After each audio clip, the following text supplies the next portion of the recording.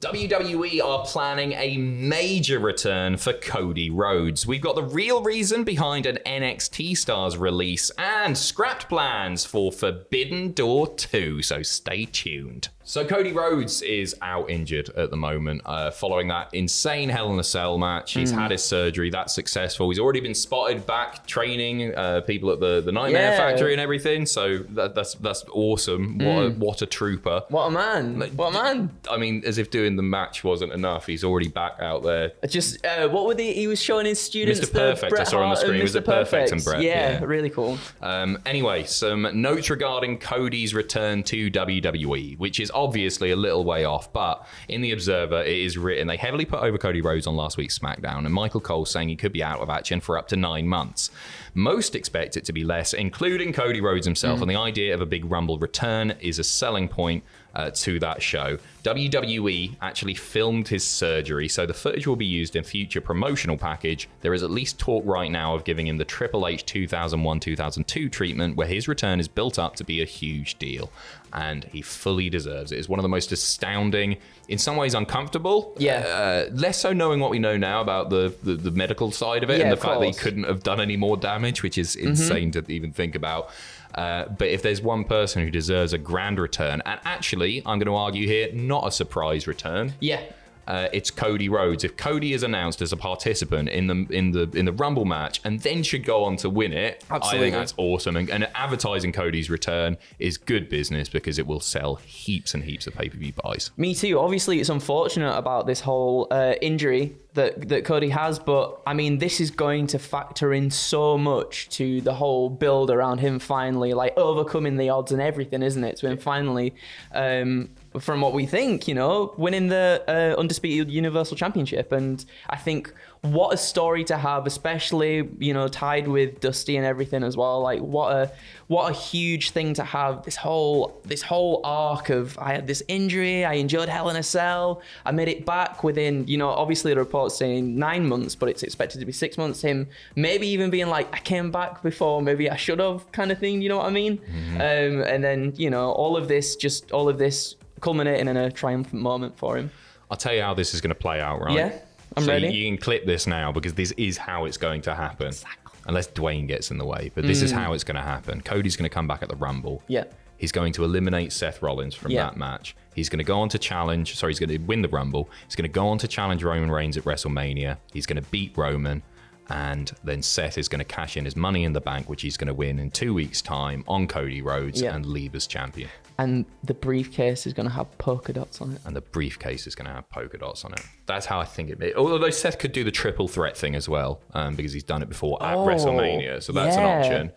And then, no, Roman should take the pin. Roman should take the pin clean. That's how it's going to be. I reckon so. And then this time next year, Cody Rhodes is face of the WWE because Roman's not around enough. Yeah. And Cody's not going anywhere. Cody needs to get the pin on Roman Reigns, I reckon. Yeah, he does. Because then that solidifies that chapter is done. Cody is the biggest babyface in the world at that point, right? He will be. Yeah. He will be. Next up, the reason behind an NXT Stars release, Troy Two Dimes Donovan, who was released. And it was due to a violation of the company's policy. We know a little bit more about that now, once again from the Observer.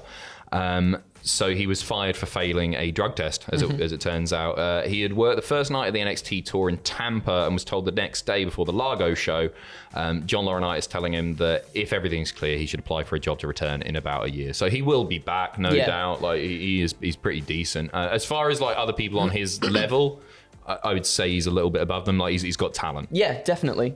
He fits into the whole into the group perfectly with Tony D'Angelo and everything. Who knows if they'll be together by the time he gets back? If that's a year away, that's the thing. Tony might be on the main roster or something. You never we'll know. See. But he'll be all right. They'll do something else with him.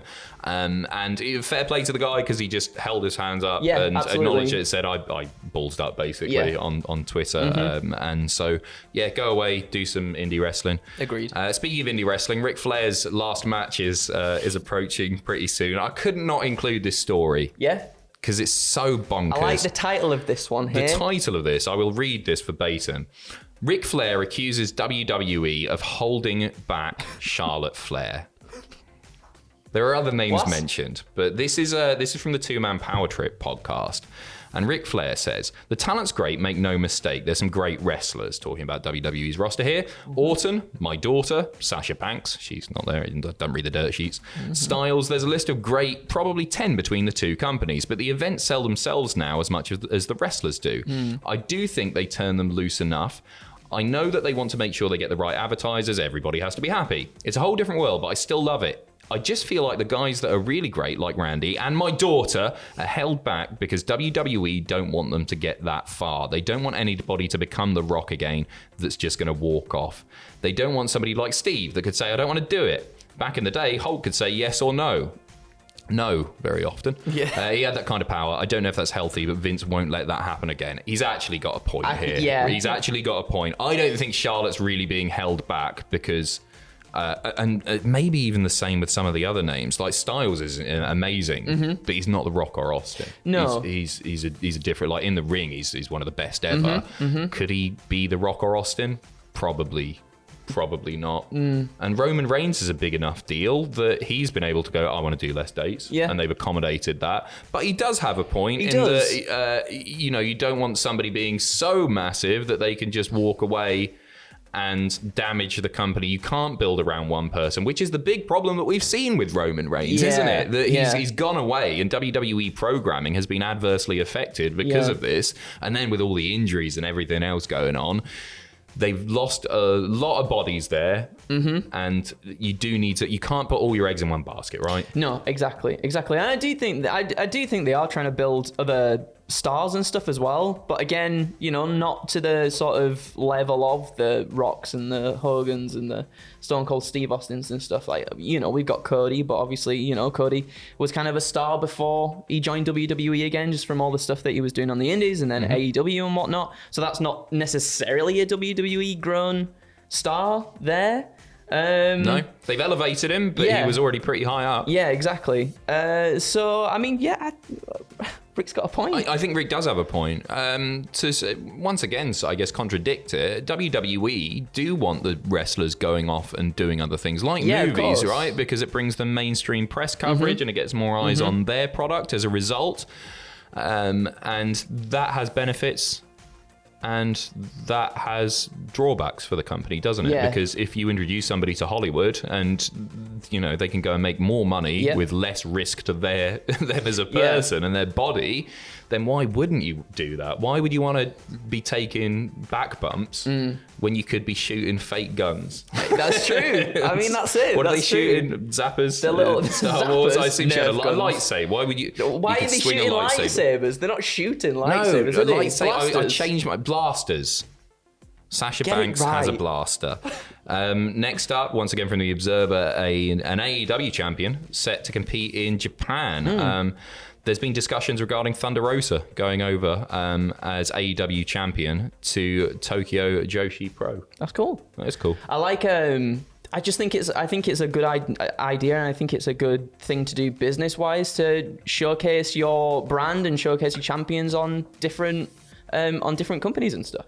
I just think that's a good way. It's also a good way of building connections between brands and businesses, isn't it? That's one thing that the Forbidden Door pay-per-view is lacking. Is obviously New Japan Pro Wrestling doesn't have a women's roster. Yes. And so you've got like the AEW women's title, which is just all within the company. Tony Storm and Thunder Rosa. I just think it's a bit crap. It is. No, I agree. I absolutely agree. So I feel for that. It's good that she's getting over there to do that stuff on a personal level for her, because they're not getting the advantages that the male wrestlers are of working with Japanese talent necessarily. Yeah.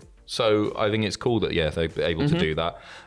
Next up, a major title match has been added to that Forbidden Door pay-per-view. What is it, Andrew? It's a winner-take-all triple threat tag team match featuring Ring of Honor World Tag Team Champions FTR. You got the IWGP Heavyweight Tag Team Champions United Empire, which is Great O'Khan and Jeff Cobb. They recently won the belts at Dominion. And Roppongi Vice as well, Trent Barreta and Rocky Romero. So that's going to be good. I had a feeling this was going to happen anyway because of all the stuff that's been going on, all the run-ins, all the sort of the confrontations between the teams. So I'm looking forward to that one. Who comes out on top? Ooh, I hope it's FTR. I think FTR are it should over be right FTR. now. It could be United Empire. It's not going to be Roppongi Vice. No. I don't know. It should be FTR. It should be FTR. Anyway, we'll go through the lineup for that, the match card so far. You've got Jericho, Suzuki, Guevara taking on Kingston, Yuta, and Shota. You've got the All Atlantic Championship. Who's going to be the first champion? It could be Miro, it could be Pac, it could be to be decided, or it could be to be decided. You got the IWGP United States Heavyweight Championship on the line. Will Ospreay taking on Orange Cassidy. You got the ROH World Tag Team Championship and IWGP Heavyweight Tag Team Championships on the line in that match that we just talked about there. You got the Women's World Championship with Thunder Rosa taking on Toni Storm, and you've got the interim AEW World Championship, Jon Moxley versus Hiroshi Tanahashi. Ooh, baby. I'm underwhelmed. Underwhelmed. Yeah, genuinely. I am a little bit. Obviously, we've heard things of Okada might not be there because he's just like spending time with family and stuff. And I think that's fair enough. To get mad at that is you can still be disappointed. I'm not mad. Like, fair play to him. Go ahead. I just think it's shaping up to look like that's going to be a good show. Yes. And the wrestling were grand.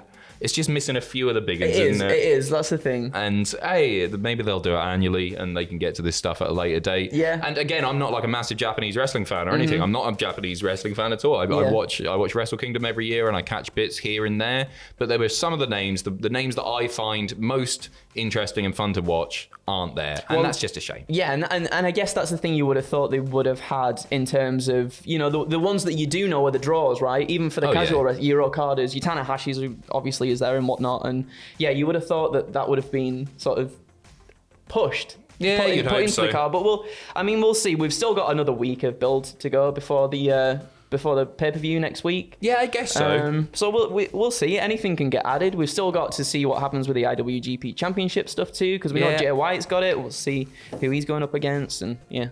And maybe Okada's family will go on holiday without him. Yeah. Maybe they'll go to Disneyland or something. Might as well just go to America for a bit. Exactly, and throw something together. Yeah. Do him versus Danhausen or something, and everybody will be happy. Everyone in the comments is going to love that one. Yes. Scraps plans for that pay-per-view. Before we say goodbye, stop talking.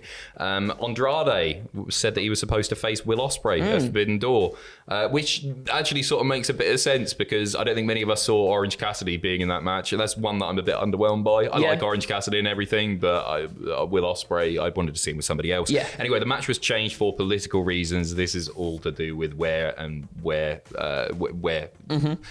is and isn't able to work. Yes. You know what I mean? Yeah. So this was on Hugo Savinovic's Lucha Libre online interview show.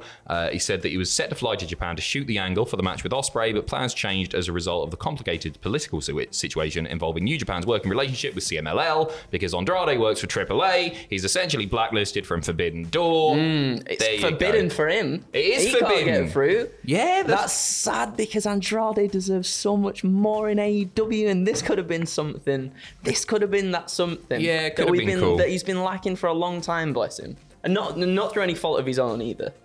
Yeah, I really like Andrade. I remember watching him in NXT and being like, okay, this guy could be. They're looking for the next Latino big name. They want their next Eddie. They want their next Ray. And I thought Andrade could be that. He's really special, isn't he? And everything is just not quite hit for me. Matches are still great. I never slag off the matches. He's really good. So mostly Forbidden Door, the pay-per-view, fast approaching. That's next weekend. But once again, you can catch Tom doing Slammiversary, the 20th anniversary of TNA/Impact, this Sunday, starting at midnight. So I guess this Monday, technically, midnight. 11:59 on Sunday night. Tune in, youtube.com/cultaholic/live. We're going to stop talking. We're both knackered. And Sam and Fraser aren't here today to do all the heavy lifting, so... We've had to step in. Carrying the world on our backs, aren't we, eh? See you in a bit. Have a good weekend. Bye.